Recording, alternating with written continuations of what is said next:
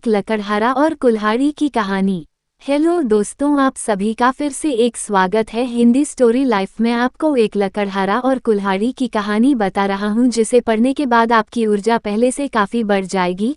तो चलिए बिना आपका समय गवाए इस प्रेरणादायक कहानी मोटिवेशनल स्टोरी को शुरू करते हैं। एक बार की बात है, एक गरीब लकड़हारा था। उसे अपने परिवार की पेट पालने के लिए बहुत मेहनत करना पड़ता था। वह हर रोज सुबह से शाम तक जंगल में लकड़ी काटकर उन्हें बाजार में बेचकर शाम को घर आता था। वह बहुत ही थक जाता था। एक दिन वह लकड़हारा एक पेड़ काट रहा था, तभी उसकी कुल्हाड़ी का सिरा हैंडल से टूटकर जमीन में धंस गया।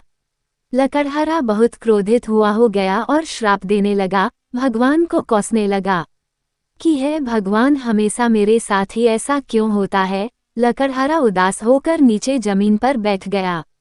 मेरा दिन बहुत खराब चल रहा है।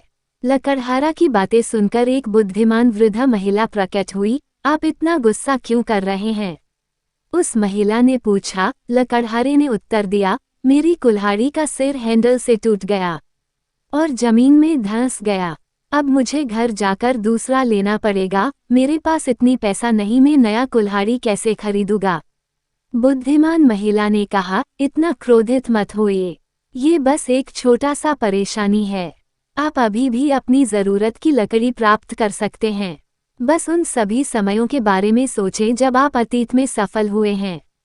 लकड़हारे ने बुद्धिमान महिला की बात के बारे में सोचा। उसे एहसास हुआ कि वह सही कह रही है। वह अतीत में सफल रहा था और वह फिर से सफल हो सकता है। लकड़हारे ने कुल्हाड़ी का हैंडल उठाया और घर की ओर चलने लगा। चलते चलते उसने उन सभी समयों के बारे में सोचा जब वह सफल हुआ था। उसे वह समय याद आया जब उसने एक घर बनाया था, जब उसने एक बगीचा लगाया था, और वह समय जब उसने एक परिवार का पालन पोषण किया था।